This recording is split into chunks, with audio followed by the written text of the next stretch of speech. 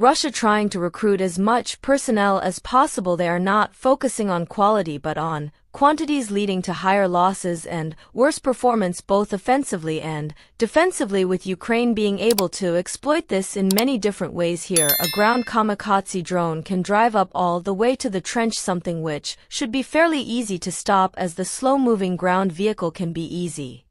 to hit and destroy but can instead damage their defensive position with